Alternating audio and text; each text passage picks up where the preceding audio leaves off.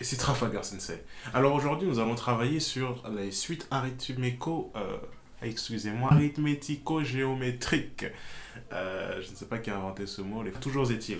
Donc une suite qui est à la fois arithmétique et géométrique. Bon, on va surtout faire un exercice type bac. C'est une nomenclature, entre guillemets, d'exercices qui tombent systématiquement, que ce soit au bac, que ce soit d'ailleurs pendant les contrôles, pendant l'année. Là, je m'adresse à des terminales. C'est vraiment un exercice qui tombe régulièrement. C'est celui-là, voilà. Je vous laisse regarder. Si vous êtes prof de maths, vous savez que cette structure de questions, elle est systématique, c'est toujours elle qui tombe. C'est pour ça que je voulais absolument travailler sur cet exercice pour que vous l'ayez quelque part sous le coude. Et il faut vraiment vous exercer dessus parce que c'est pas évident la première fois quand on le fait. C'est pas quelque chose qui vient naturellement. Donc n'hésitez pas. C'est normal si la première fois vous galérez. Pour l'instant, je vais tout simplement vous laisser faire l'exercice. Donc si vous voulez faire l'exercice, c'est maintenant. Voilà. Euh, donc j'imagine que c'est fait. Vous avez réussi, vous n'avez pas réussi, peut-être que vous n'avez pas essayé parce que vous ne voyez pas comment commencer. C'est pas grave, c'est normal. De toute façon, je suis là, on est là pour comprendre ensemble. Donc on va y aller tout de suite. Avant de commencer, j'oubliais, n'hésite pas à t'abonner évidemment, à liker la vidéo si elle t'a plu, à poser des questions s'il y a des choses que tu n'as pas compris. Je me ferai un plaisir de t'aider. Tu peux aussi me joindre sur Instagram pour me poser des questions directement là-bas. Du coup, cette fois, en m'envoyant des photos de ce que tu as fait, que je puisse potentiellement te débloquer sur un truc où tu serais bloqué tout simplement. Donc n'hésite pas à me suivre, que ce soit sur Instagram ou sur YouTube. Je ferai de mon mieux. Donc cette fois on y va. Alors du coup dans cet exercice on a trois questions. La première c'est de montrer que Vn est une suite géométrique. J'ai déjà réécrit les informations de l'exercice, les informations essentielles. C'est important que quand vous faites un exercice sur les suites, surtout en terminale, entre les démonstrations par récurrence et ce type d'exercice là précisément, de réécrire ce que vous savez déjà pour ne pas inconsciemment ou sans faire exprès redémontrer ce que vous savez déjà. C'est déjà arrivé à, c'est déjà arrivé à plusieurs de mes élèves, donc je préfère blinder là-dessus. Donc la question 1, c'était montrer que la suite Vn est géométrique. Donc qu'est-ce qu'une suite géométrique? Une suite géométrique, c'est une suite c'est une suite telle que pour passer du terme d'avant au terme suivant, il faut toujours multiplier par la même valeur. C'est-à-dire qu'on peut réécrire sous la forme, pardon, Vn plus 1 est égal à Vn fois Q, avec Q étant la raison. C'est-à-dire que si le premier terme c'est 1 et que la raison c'est 6, on aura en deuxième terme 1 fois 6, donc 6. En troisième terme, 6 fois 6, donc 36. Et en quatrième terme, 6 fois 36, donc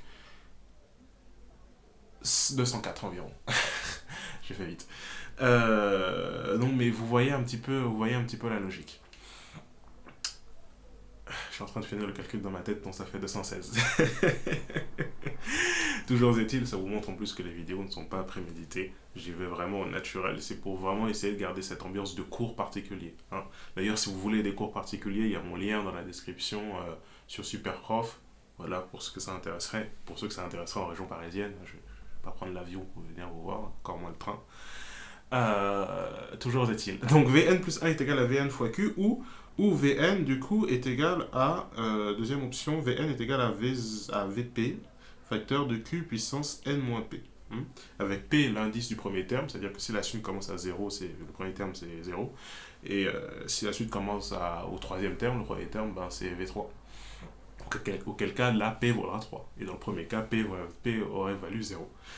Là, on est défini sur n, donc le premier terme c'est 0, donc mon P ici, il vaudrait, donc juste V0 fois Q puissance n. Donc là, vous avez les deux définitions d'une suite géométrique. Donc si on vous demande de démontrer qu'une suite est géométrique, ça veut dire que d'une façon ou d'une autre, vous devez réécrire votre suite sous cette forme-là, ou cette forme-là, l'un ou l'autre. En sachant que le plus difficile, ce sera forcément la deuxième forme vu qu'elle demande plus d'informations. Il faut connaître le premier terme, il faut connaître la raison. Tandis que pour l'autre, la première équation, Vn plus 1 est égal à Vn fois Q, entre guillemets, juste avoir la raison suffit. Parce que dès lors que tu as la raison, si tu connais le Vn, tu peux retrouver le terme suivant.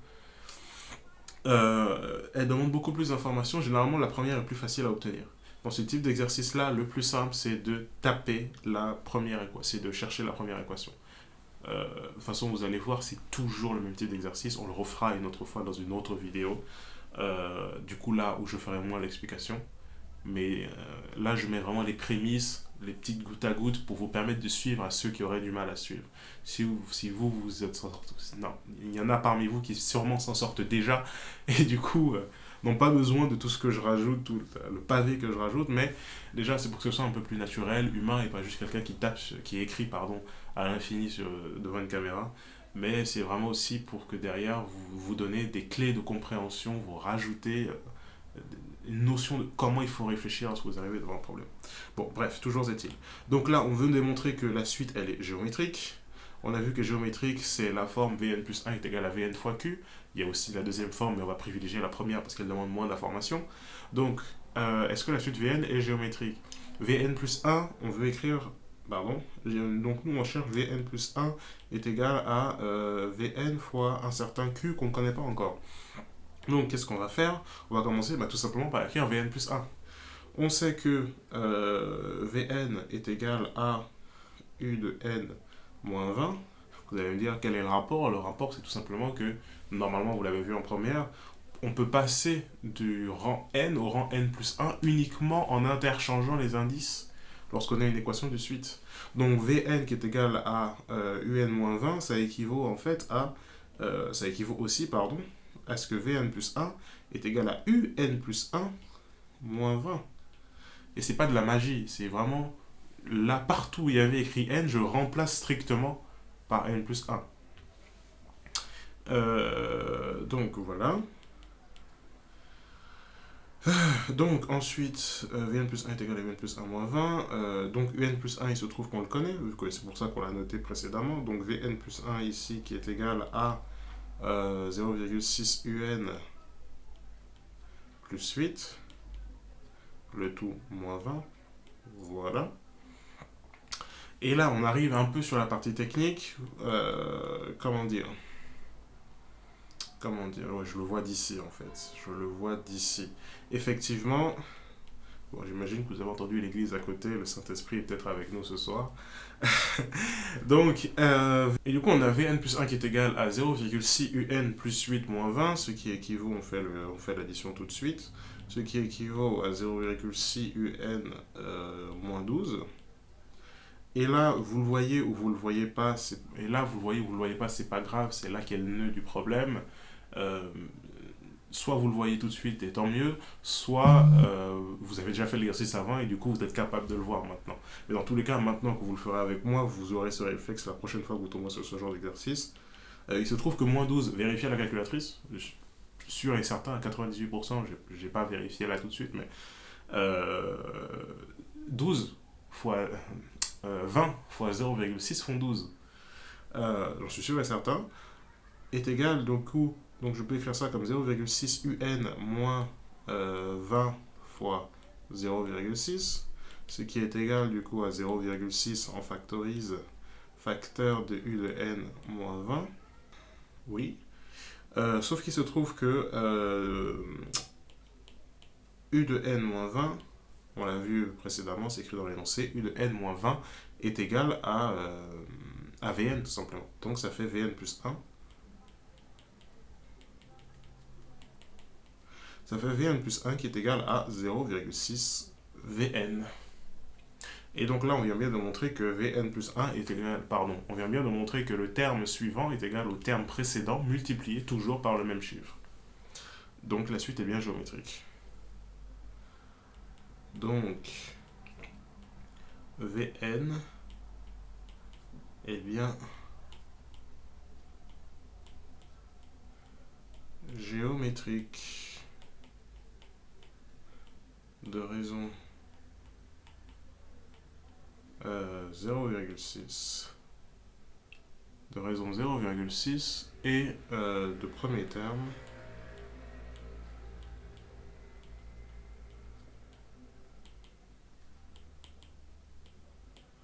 V0, puisqu'on sait que Vn est égal à Un-20, donc V0 est égal à U0 moins 20, Et U0, on l'a noté plus haut, est égal à 161. Donc V0 est égal à 141. Et voilà donc pour la première question. J'espère que vous l'avez vérifié de votre côté, du coup, que 12 est bien égal à 20 fois 0,6. Parce que c'est toujours comme ça que fonctionne cet exercice. C'est pour ça que je dis soit tu le vois, voilà, soit tu le vois parce que tu es fort en calcul mental, soit tu le vois pas et tu retiens que dans ce contexte-là, dans ce type d'exercice en terminale, c'est toujours ça qui est demandé. Donc, par contre, tu vérifies la calculatrice, évidemment.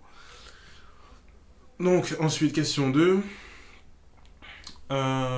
Exprimer Vn en fonction de n. Vn en fonction de n, on vient d'écrire que Vn est géométrique. Tout à l'heure, on l'a vu, l'expression générale d'une suite géométrique, c'est Vn, Vn est égal à Vp facteur de q puissance n moins p. Avec ici p qui vaut 0 parce que le premier terme de la suite c'est le terme de rang 0, le rang pour lequel n est égal à 0.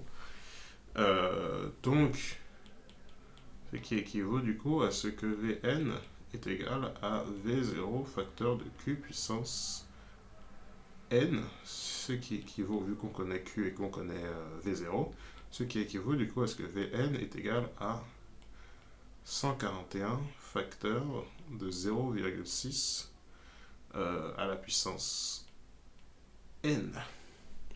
Et voilà.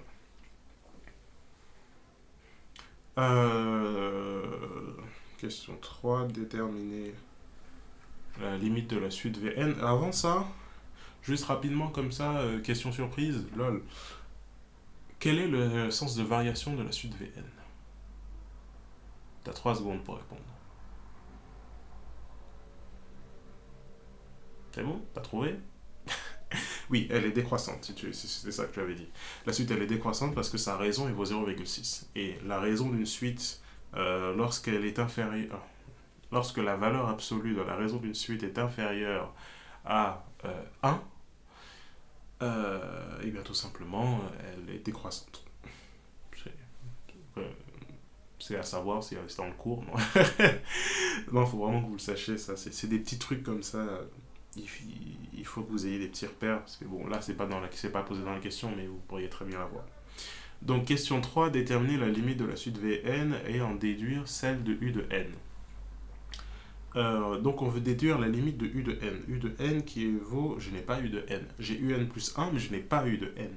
Donc, on va commencer par déterminer U de n. Alors, premier petit point, déterminons U de n. Ah non, je vais juste écrire on a. On a Vn qui est égal à Un moins 20. Ce qui équivaut à ce que U de n lui-même est égal à Vn plus 20. Sauf que Vn, on l'a défini juste avant. Donc, on peut réécrire U de n comme étant égal à 141 facteur de 0,6 à la puissance n plus 20. Donc ça, c'est mon U de n. Ça, c'est fait. Ensuite, on me demande du coup de déterminer la limite de V de n et de U de n. Bon, on va commencer par déterminer celle de Vn, puisque Vn est écrit dans U de n. Donc, on va d'abord commencer par Vn pour déterminer ensuite U de n. Donc, limite quand n tend vers plus infini. Alors là, ils ont dit oui. La limite d'une suite, c'est toujours en plus l'infini. Enfin, je vais dire, c'est comme ça, c'est pas comme ça, c'est juste du bon sens, parce que les suites sont définies uniquement sur les nombres entiers naturels positifs. Donc, partant de là, on ne peut faire que la limite en plus l'infini, vu que voilà. Désolé, pour le coup, je peux pas faire plus.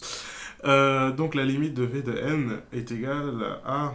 oui, c'est V de n, est égale à la limite, quand n tend vers plus l'infini, de 141 facteur de 0,6 puissance n.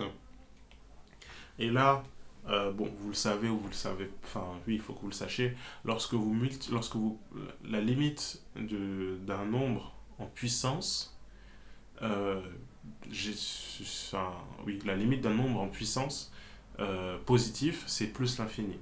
Sauf si ce nombre est compris entre 0 et 1. Pourquoi? Tout simplement parce que si vous êtes compris entre 0 et 1, prenons 0,6 justement. Si vous prenez 0,6, ben, lorsque n vaut 1, on est à 0,6. Lorsque n vaut 2, on est à 0,6 fois 0,6. Lorsque n vaut 3, on est à 0,6 fois 0,6 fois 0,6. Ce qui montre bien que, vous voyez, on devient de plus en plus petit. Ça ne se voit pas à l'écrit, mais si vous faites le calcul, si vous prenez votre calculatrice, 0,6 fois 0,6, c'est plus grand que 0,6 fois 0,6 fois 0,6. Et ainsi de suite. À chaque fois, on va multiplier par 0,6, c'est-à-dire qu'à chaque fois, on va prendre 60% de ce qu'il y avait au début. Et je vous assure que si tous les jours, je vous prends 60% de votre compte en banque, vous aussi, votre compte en banque tendra vers zéro.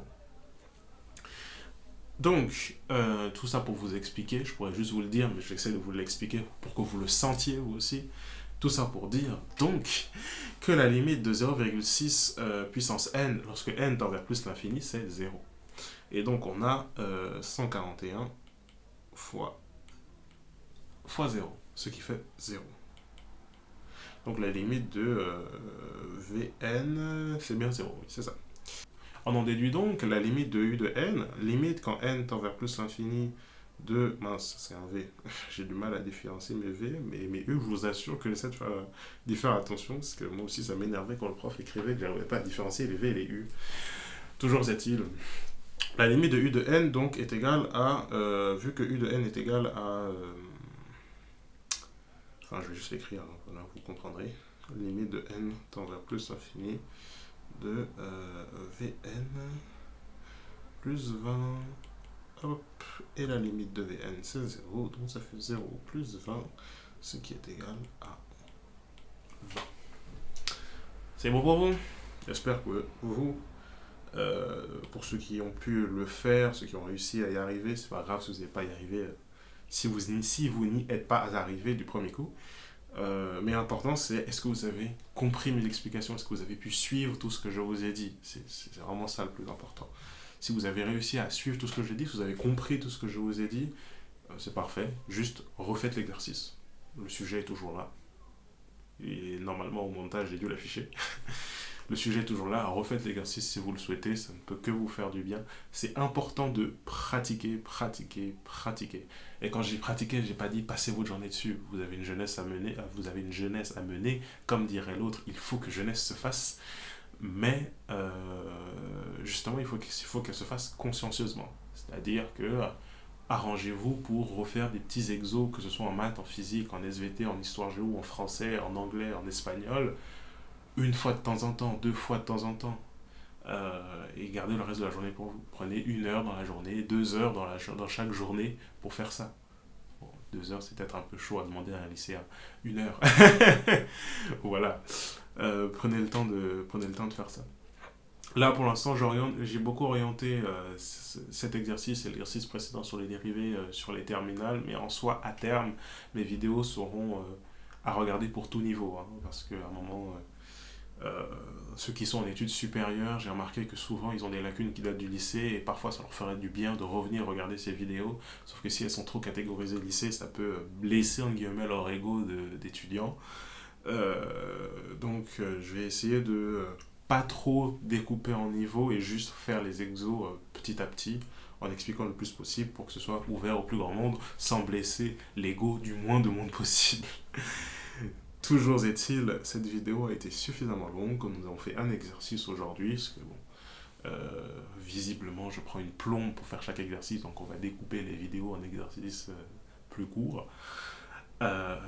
Ravi d'avoir pu travailler avec vous aujourd'hui. J'espère que je vous ai aidé. Si c'est le cas, dites-le moi en commentaire. Si ce n'est pas le cas, dites-moi pourquoi en commentaire.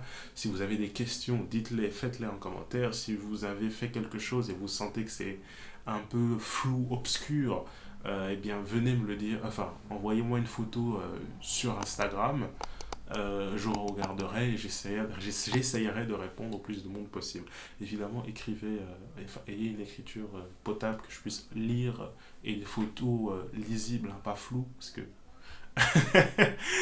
je pense que nous nous sommes compris. Toujours est-il. Bon, c'était Trafalgar Sensei. Je vous dis à la prochaine, au prochain exercice, tout simplement. Merci d'avoir travaillé avec vous. Out.